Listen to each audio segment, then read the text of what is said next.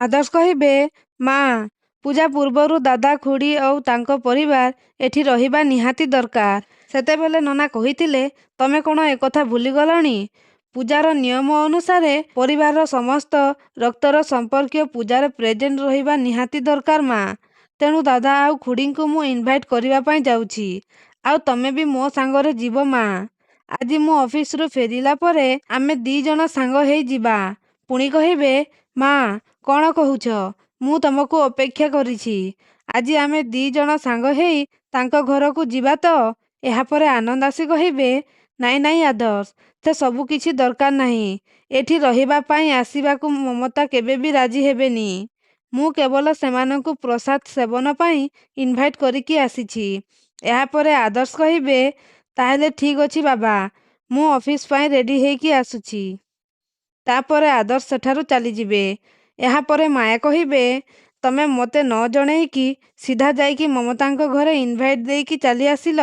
ଏହାପରେ ଆନନ୍ଦ କହିବେ, ନାଇଁ ନାଇଁ ମାୟା, ତମେ ବ୍ୟସ୍ତ ହେବା କିଛି ଦରକାର ନାହିଁ। ସେମାନେ ଏଠି ରହିବା ପାଇଁ ଆସିବେନି। ପୂଜା ସରିଲା ପରେ ପ୍ରସାଦ ପାଇ ଏଠୁ ଚାଲିଯିବେ, ହେଲା? ଏହାପରେ ମାୟା କହିବେ, ଏତେ ବଡ଼ ନିଷ୍ପତ୍ତି ତମେ ଏକା ଏକା କେମିତି ନେଇପାରିଲ? ଦେଖ, ତମକୁ ସିନା ଆମ ଖାନଦାନର ପ୍ରଥା, ପରମ୍ପରା, ରୀତିନୀତି ଏସବୁ ବିଷୟରେ ଚିନ୍ତା ନାହିଁ, ହେଲେ ମୋର ଅଛି। କାଲି ଯେତେବେଳେ ନନା ପୂଜାରେ ପଚାରିବେ, ମମତା ଆଉ ବିନୋଦ କୁଆଡ଼େ ଗଲେ, ସେତେବେଳେ ତମେ କି ଉତ୍ତର ଦେବ? ତାପରେ ଆନନ୍ଦ କହିବେ, ଆମେ କହିଦେବା, ମମତା ବିନୋଦ ଏଠି ରହୁନାହାନ୍ତି। ବାସ୍, କଥା ସରିଗଲା। ମୁଁ କ'ଣ କହୁଥିଲି କି, ପଲ୍ଲବୀ, ଟିକେ ପାଣି ଦେଲୁ ମା, କହି ରୋଷେଇ ଘରକୁ ଚାଲିଯିବେ। ତାପରେ ରୁବି ମାୟାଙ୍କ କାନ ପାଖରେ କହିବେ, ଆରେ ମାୟା, ଏତେ ଭାବୁଛୁ କ'ଣ? ଇଏ ତ ବହୁତ ଭଲ କଥା ହେଇଛି। ପୂଜାରେ ଯଦି ସେମାନେ ନ ରହିବେ, ତାହେଲେ ସବୁ ପାପ ତାଙ୍କ ମୁଣ୍ଡକୁ ଯିବ। ଆମର କ'ଣ ଅଛି? ତାପରେ ଆନନ୍ଦ ପଲ୍ଲବୀକୁ ଫୁସୁର ଫୁସୁର କହିବେ, ତୁ ମୋତେ ଯେମିତି କହିଥିଲୁ, ମୁଁ ଠିକ୍ ସେମିତି ମମତା ଆଉ ବିନୋଦ ଆଗରେ କହିଦେଇ ଆସିଲି। ଆରେ, ମୋ ମୁହଁରୁ ଏକଥା ଶୁଣି ମମତା ବିନୋଦ ପୁରା ସକ୍ଡ ହେଇଗଲେ। ତାପରେ ପଲ୍ଲବୀ କହିବେ, ୟୁ ଆର୍ ଗ୍ରେଟ୍ ବାବା। ଦେଖୁଛନ୍ତି ତ ମା କେମିତି ଅନେଜ ଫିଲ୍ କରୁଛନ୍ତି। ଆପଣ ଦେଖିବେ ବାପା, ପୂଜାର ଦିନ ଯେତେବେଳେ ପାଖେଇ ଆସିବ, ଦାଦା ଆଉ ସାନମା ପୂଜାକୁ ଆସିବାକୁ ଆଉ ମାମା ସେମାନଙ୍କୁ ପୂଜାକୁ ଡାକିବାକୁ ସେତେ ବ୍ୟାକୁଳ ହେବେ।